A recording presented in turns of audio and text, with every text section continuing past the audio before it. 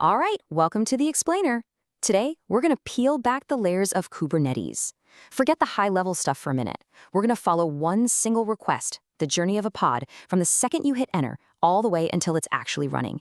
This is how Kubernetes really works under the hood. Okay, so the best way to get your head around this is to think of Kubernetes in two main parts.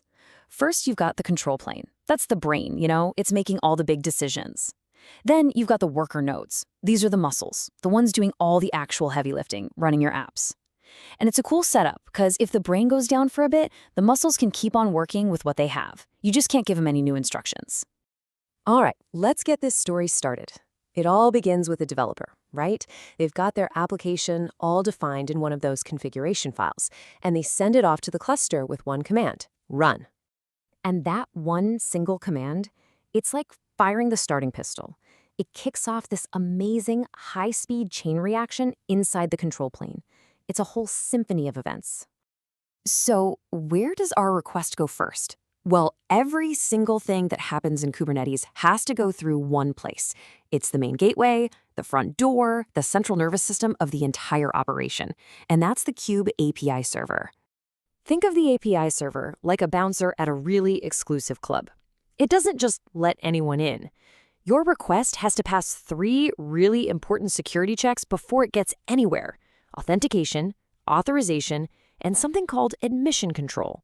So first, authentication. This is the bouncer asking for your ID. Who are you? It's checking your token or your certificate to make sure you are who you say you are. Once you're identified, it's on to authorization. This is like the bouncer checking the guest list. Okay, you're on the list, but what are you allowed to do in here? It checks your permissions to see if you even have the right to say, create a new pod. All right, so you've made it past the first 2 checks. But there's one final gatekeeper, and this one is super powerful. It's called admission control. This is where the request itself gets put under a microscope to make sure it follows all the house rules of the cluster. And what makes this stage so powerful is that there are 2 kinds of these admission controllers. You've got mutating controllers, which can actually change your request as it comes in. Like maybe it automatically slaps a required security label on there for you. Then you've got validating controllers. They don't change anything, they just look at the request and give it a final thumbs up or thumbs down. Pretty neat, huh? Okay, our request made it through security, it's in. So what happens now? The API server needs to write this down. It needs to make an official record of what we're asking for. And it does this by taking what we call the desired state of our pod, everything we put in that file, and it writes it into the super important special purpose database called etcd. You gotta think of ECD as the cluster's official logbook.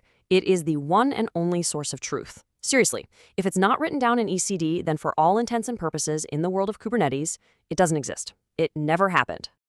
And this thing is built to be super resilient. Its data is spread out across a few different machines, so there's no single point of failure.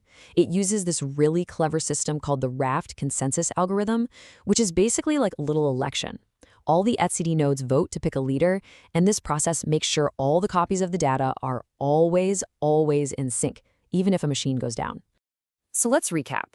Our pod is now officially on the books. It's recorded in etcd as part of the cluster's desired state. But, and this is a big but, it's not actually running yet. It's just an idea, a wish list item. So who makes it real? Well, this is where the scheduler comes in. The scheduler has one job, and one job only: to find a home for pods that don't have one. It's constantly watching etcd, just waiting for a new pod to show up without a node assigned to it. And as soon as it spots one, boom, it kicks off this really simple but super effective 3-step process to find the absolute best place for our pod to live. Okay, so first up is filtering. The scheduler looks at all the worker nodes and immediately says nope to any that can't run the pod. Maybe they don't have enough memory or CPU, whatever. They're out. Then for all the nodes that are left, it does scoring. It gives each one a score, kind of like ranking them, to figure out which one is the best fit. And once it has a winner, it does the final step: binding. It officially assigns the pod to that node by, you guessed it, updating the pod's record right back in etcd. All right, so the control plane has done its job. The big decision has been made. Our pod officially has a home. Now the action shifts from the brain down to the muscles. The command is passed to the agent living on that chosen worker node, and that agent has a name: the kubelet. The kubelet is basically the captain of that worker node. It's always watching the API server, and when it sees that our pod has been assigned to its node, it snaps into action.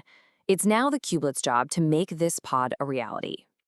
Now, the kubelet doesn't do all the work itself. It's more of a manager. It starts a chain of command. First, it tells the container runtime, hey, go pull this container image and start it up. The runtime does that, and it also sets up all the resource limits using something called C groups to make sure the container doesn't get greedy. Then, the network plugin steps in and gives our new pod its very own IP address so it can talk to things. And finally, a component called Kube-Proxy updates all the network rules on the node so everything can find and communicate with our brand new pod.